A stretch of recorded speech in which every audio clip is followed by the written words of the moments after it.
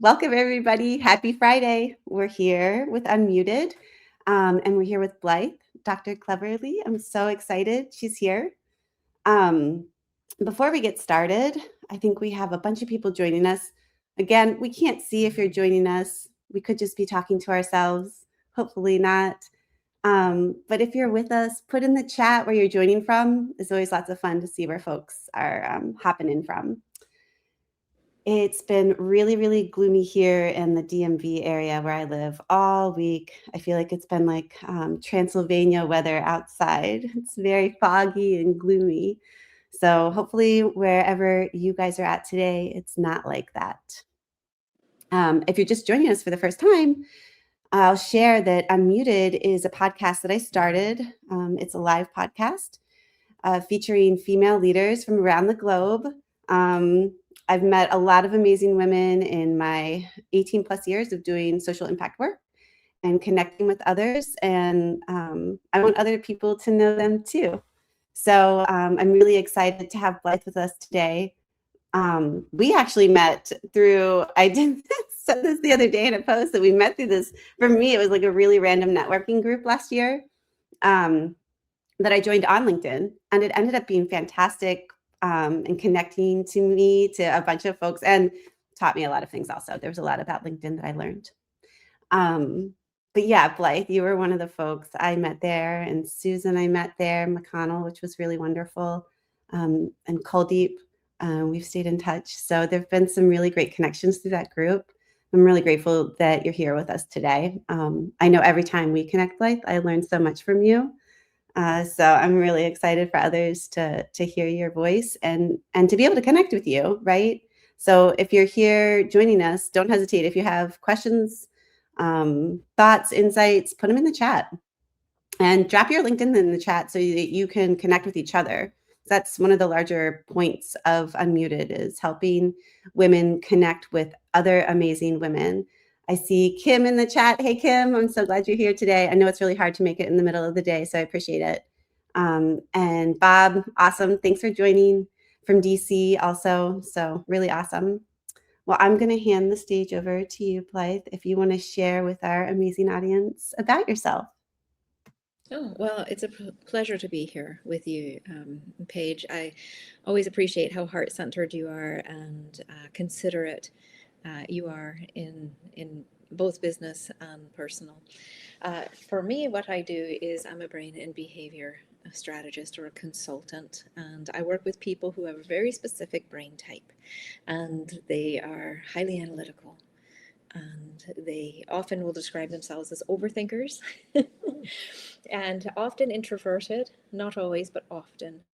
And I help them and those around them to basically translate between brain types so that they can learn how to communicate and be in the world in this messy world, right? That's less than perfect, and help them navigate that.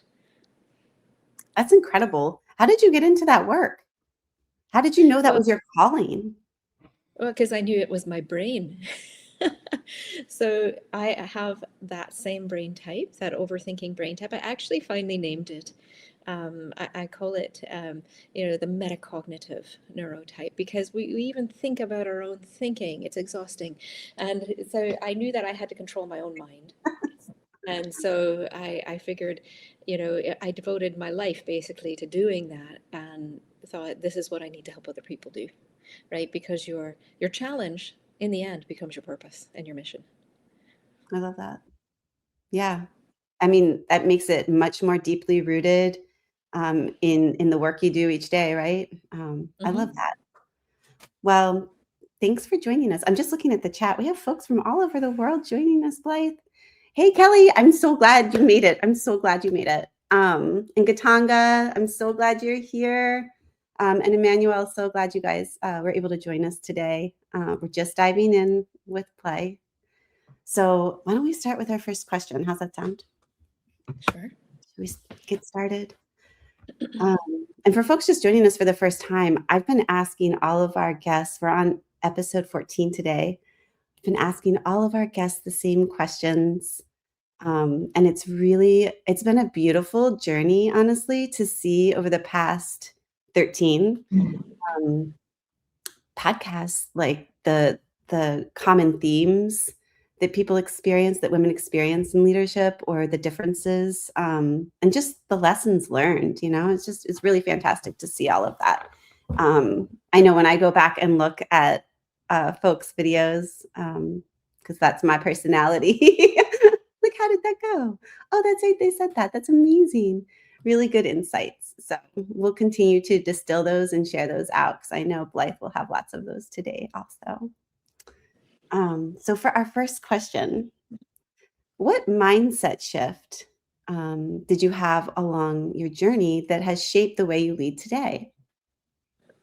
I think the biggest mindset shift that I had was learning how to lead my own mind. So taking full ownership of my mind and leading it instead of it leading me. And that journey for me started back to when I was 15 years old, even. And I used to say, Paige, that my mind was a dangerous neighborhood and I dared not walk it alone, right? And Oh, then I wow. realized, it's like, okay, if my mind is a neighborhood, then I must be the mayor.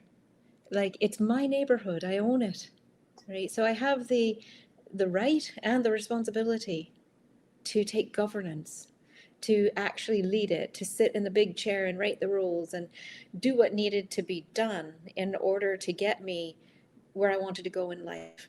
Because I didn't like the dark alleys that my mind was going down.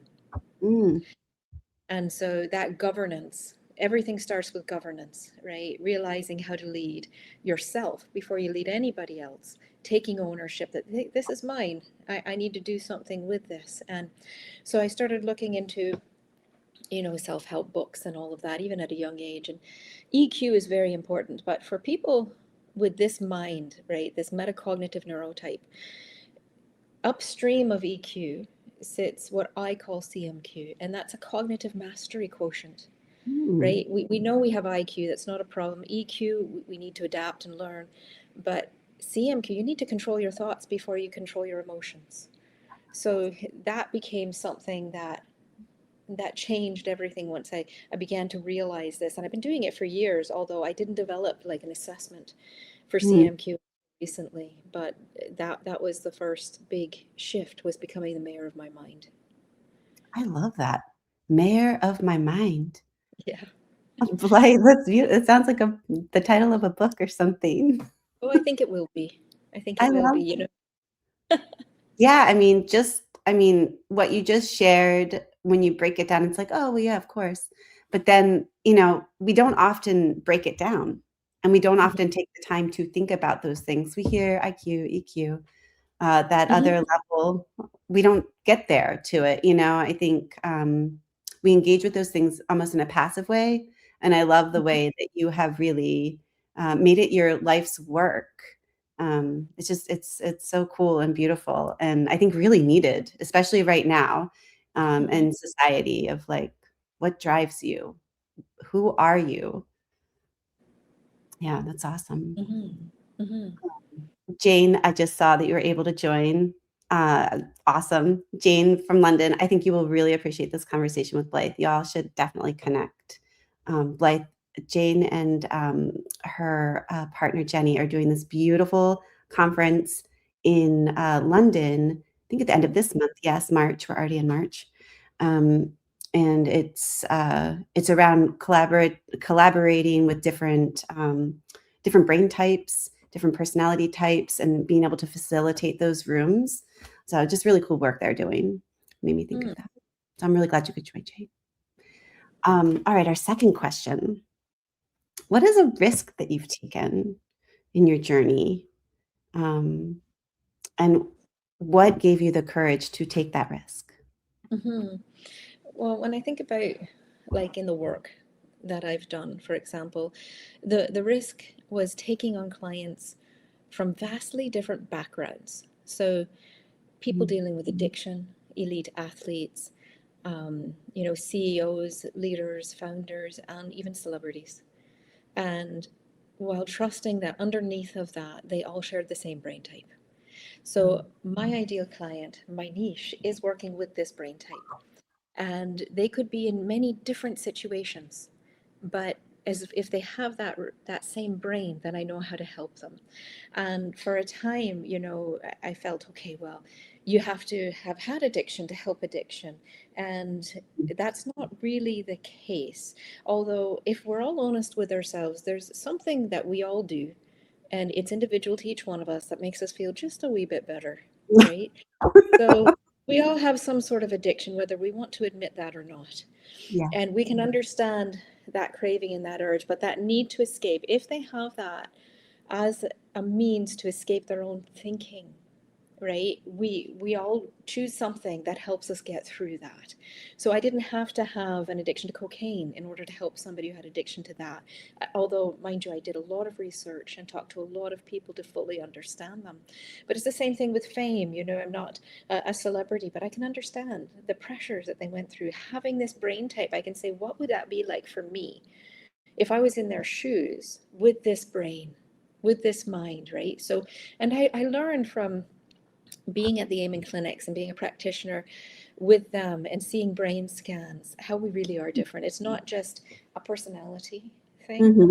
Like there's certain areas of the brain that light up more for us. There's certain things, there's certain diagnoses that often we have, or we may not have, but we suspect, right? I don't diagnose or treat disease, but I say that often we're neuro-intense, right? So Mm. the volume is turned up on us for a lot of different things. But working with clients from different walks of life, whether I was in their exact shoes or not, we're all in the same shoes with this brain.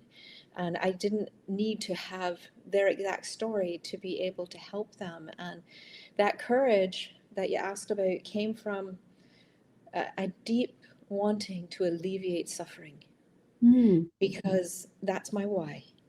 I was never positive if we deserved happiness, let's say, but I knew that we didn't deserve suffering. And this brain type, can suffer a lot. We, Mm-hmm. we are the problem solvers of the world. We can make the biggest difference in the world.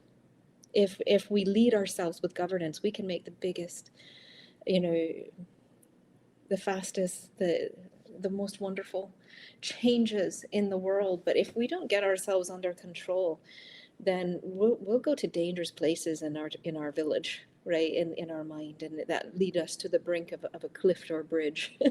Let's Mm-hmm. say. I wanted to save lives, and that gave me the courage to help anybody who had this brain type.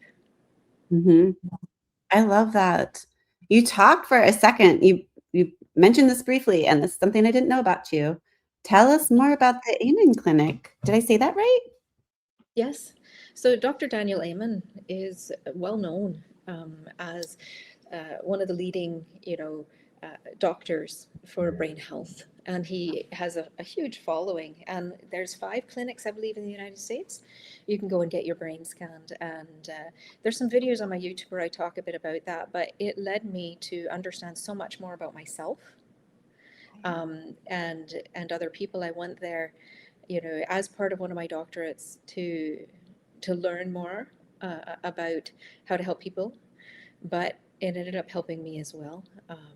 I wanted to make sure I wasn't going to get dementia, for example. That was my family history. Uh, Mm-hmm. you see that in the brain 20 years before your symptoms begin to manifest, and you can actually control that in some cases, right? And you can see where I could see areas where my brain had been damaged from Mm. things, also where I had healed it. It appears as shadows, and but there's other areas that I could not heal because there was an impact when I was a child, and part of my brain is actually missing, Paige. Um, so What? it's something I know I have not shared with you. That's incredible. You are Yes. so incredible.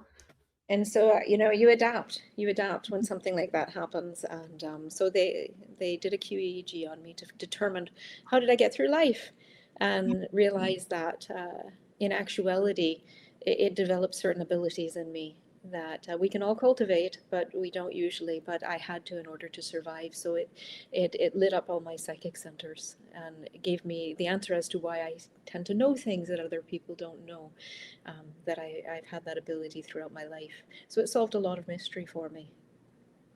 That is incredible. Hmm. So Can anyone go to one of those centers and have their brain scanned?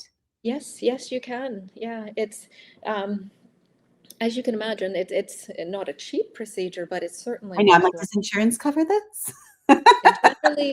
Generally it doesn't, but Yeah. each person is so individual that I Mhm. can't really answer that question. That But is so I neat. recommend it, especially if you've had a TBI, a traumatic brain injury. Okay. If you're worrying about any cognitive diseases, Mhm. he's studied, the people who've been into the military, for example. Mhm. He knows more than a lot of different people do about things, and even how, somebody who has PTSD, and Mhm. that treatment for that and TBI are different. Mhm. So understanding things very carefully. He has a memory program for those that are worried about dementia. He does his Mhm. own stuff, and Oh, he talks a lot. I follow him on, well, I think he's on and platforms then pretty much, yeah, and videos. that's amazing. Yeah, dementia and Alzheimer's, is in my family, and so just making me think now. Blythe? Okay. Yeah. Yes, it was huge for me. And so I also wrote an article about how my mother losing her mind saved mine. And because that was all of my family on both sides seemed to have had it either early onset, frontal lobe dementia, or late onset Alzheimer's. And Mhm. so I wanted to make sure that I wasn't going to get this disease. There are things you can do to prevent that. Mhm. Yeah. Now, like, research is catching up. People are paying attention now, which is so needed. Mm-hmm. Oh, I'm just learning more and more about you. Love this. Mm-hmm. All right, our last question. Mm-hmm. What is a leadership lesson? I used to frame it that you had to unlearn, but now I like to say that you chose to unlearn. Mm-hmm. So, Mm-hmm. yeah, what's a leadership lesson that maybe you were taught along the way that now you've chosen to shed? You know, I don't know if we were all specifically taught this, but we all kind of come by it naturally that we assume that people think the same way we do. Mm, And that is something that definitely needs to be changed. We need to learn something different about that because that assumption leads directly to misunderstanding. And we each see the world very differently. Some so much so that translation is needed. And that's what I say. I'm a translator between brain types. We're taught that leadership also meant that everybody was going to think the same way, and it's good if they do. But true innovation and brilliance doesn't come from same mind thinking. It comes from diversity. And with when you do embrace the fact that people think differently than you and stop assuming that they think the same way that you do, and so they did this because if I did that it would be because I was thinking this. If we stop doing that, if we unlearn that pattern of um, misdiagnosis of a situation, that mm, would be very helpful. I think the other thing too is that we have this assumption that people who change the world, who are the greatest leaders, are super charismatic. They're extroverts and they love being around people. When in actuality, Paige, I think that the majority of founders and people that I've known that changed the world are people who sit and think by themselves. They may not be charismatic, they may not have those people skills, right? But they're thinking in a different direction. And so I think to let go of the misconception we have that we have to have a certain personality and a certain brain type and a certain way of fitting in order to be a great leader or to make a difference. No, we need to understand each other. We need to be open to understanding each other, but know thyself and be okay with who you are, even if you are introverted, even if you have difficulty with people skills, and mhm. move ahead, right, with whatever ideas you have. And it's okay that you don't have same mind thinking. In fact, know that you probably don't have same mind thinking. Yeah, that's really powerful. I had so many thoughts going through my head as you were talking. Um, just thinking about you were talking about how it's okay for leaders, like understanding it's okay to have this personality, it's okay to feel this way, and then also thinking about how that translates to their teams. If it's somebody who is, let's say, managing people or has a team of people who is looking to them, that not only is it okay that you're the way you are, but also Mhm. to recognize that they aren't going to be like you. Yes, and get help with it, right? Like you can't be expected to understand the language of other brain types unless you've studied that. And so Right. for me, like I do a lot of translating between men and women's brains. When I do couple counseling, I do translating between, neurotypical and neurodivergent brains. It needs to happen. There's something that happens in corporate, especially. I call it the Sheldon effect. And if you've Mm. watched The Big Bang, you know what I'm saying, I know. right? Yes, we love that show. Brilliant but difficult contributors, usually high value people that they've acquired at quite a price, and then letting go of them, backfilling is going to be even harder, right? Yes. Even more expensive. So there's certain things that can be done there, to help them translate between different brain types and to preserve those relationships, preserve the teams, build trust again, keep your good people. But you need to learn how to do that, right? Mhm.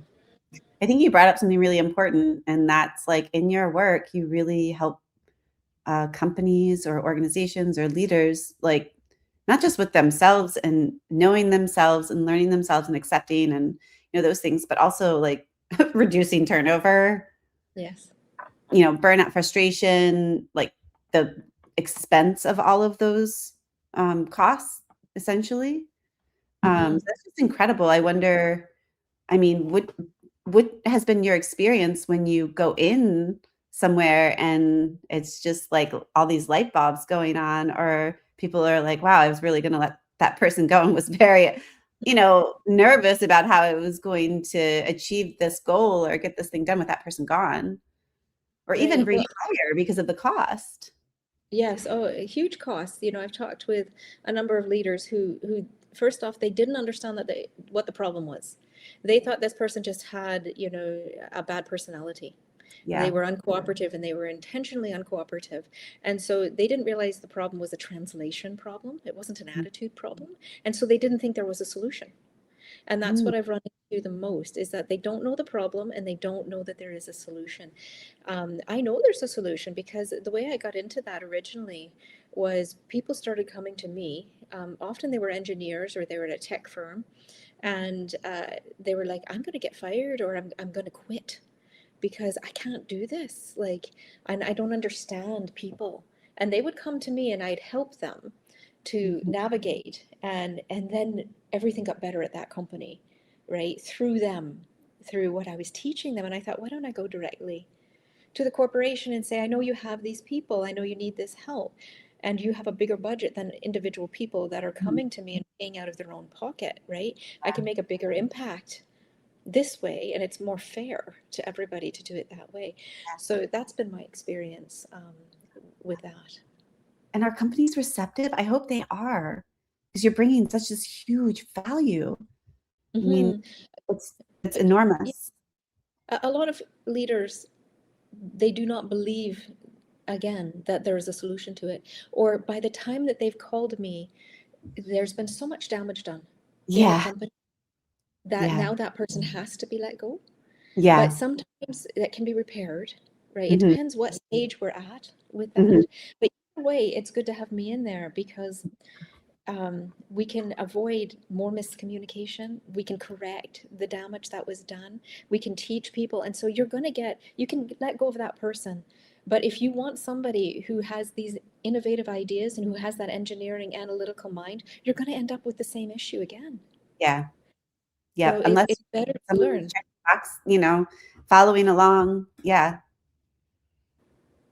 Yes. No. So I do like neuro integration, where basically I teach everybody involved, okay, this is not personal to you. And I teach them not to assume that they think the way that you do. And I teach leaders how to lead properly with different people of different brain types. And this is becoming so much more prevalent that if you're a Mhm. leader today, you'd better learn it. That's all I'm No, saying. You'd better learn. what is the takeaway for someone who's listening right now that maybe is like really struggling with someone in my office, or, I think I'm, working with someone who has this brain type? What would, Yeah. what would a takeaway be for them today? Don't take it personally, honey. Don't take it personally. So it's not about you. And they're not necessarily trying to be difficult, and you think that person is intentionally, being like this. And if it's difficult for you to be around them because they're highly analytical, imagine how difficult it is for them to be in their own mind. Mm. You can get away from them, they can't get away from themselves. Oh my goodness. Yeah, that's a really good point. Yeah. Right, so maybe have some compassion, show some interest, and say, what I was just curious what that meant, or what do you, how can I help you, tell them, give them a compliment, because when was the last time they ever got one? And Ooh. be their friend, The right? And then maybe is you'll see that they're not trying to be, difficult or make your life miserable. And I'm sorry if they are. I'm sorry if they are. I'm going to apologize on their behalf. For all of the people who have this metacognitive neurotype, we are sorry that, we do come across that way. We apologize. Blythe. Apologize. You're carrying a lot of weight there. I'm Canadian, I'm going to apologize. I love that though. I love that. Because it makes up so many different people in the world. Oh, I just saw Jennifer jump into the chat. Hi, Jennifer. So cool to see you. Mhm. Um, yeah, that's beautiful. I love that. Mhm. Just so many things that we can each do in the spaces that we're in. I mean, whether it's work or our personal life. I mean, we interact with so many different people. It's easy also to just sit in yourself. I always tell my kids, and they're like, "Oh, my hair is terrible," or "This is bad." I'm like, nobody's worried about you. They're worried about themselves. People are So true. usually So so true. But concerned, you know. you know Yeah.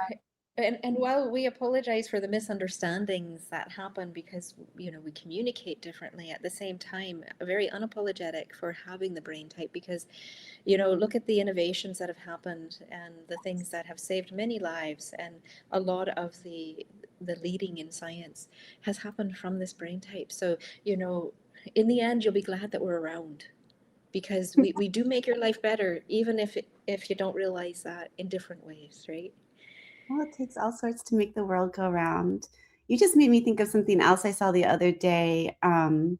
It's a fellowship. It's called at the Bellagio Center in Italy, and it's for different like they like artists and philosophers and writers, or different different types of individuals that they really seek out to bring together, that are doing some sort of good in the world.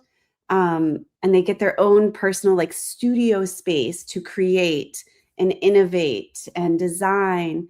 And it just made me think of that, like that. I feel like there are spaces in the world that exist for people who have incredible gifts to share. And I'm just so glad that there are people out there like you, Blythe, who are doing this work, that are committed to this, because it's really important. And I think I already said it once here in the space, but it takes a lot of different people to make this world work. And what a boring place it would be if we were all the same. This is true. Yes. Yeah, We should go to Italy. Let's plan our trip then, Paige. let's do it. I'm down. I know. I was like, oh, I didn't think this was in Italy. This is awesome. No wonder the view is so beautiful. Hmm.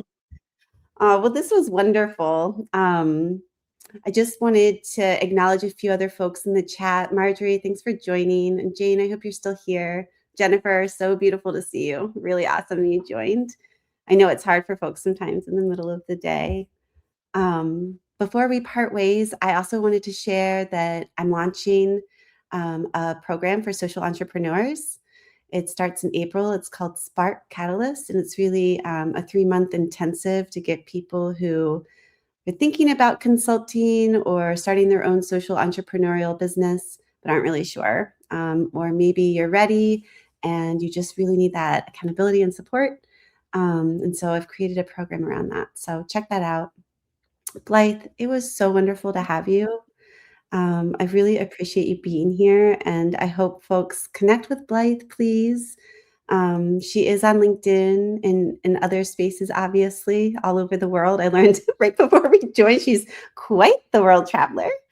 So yeah, just thank you so much, Blythe. I really appreciate you. Thank you so much, Paige. People can reach me at drcleverly.com and they can take that free assessment there if they want to as well. And it's been lovely Beautiful. talking. Oh, I love that. drcleverly.com. So go there Mhm. and take the assessment. It's awesome. And Mhm. connect with me on LinkedIn. Have a beautiful weekend, everyone. We'll see you in 2 weeks.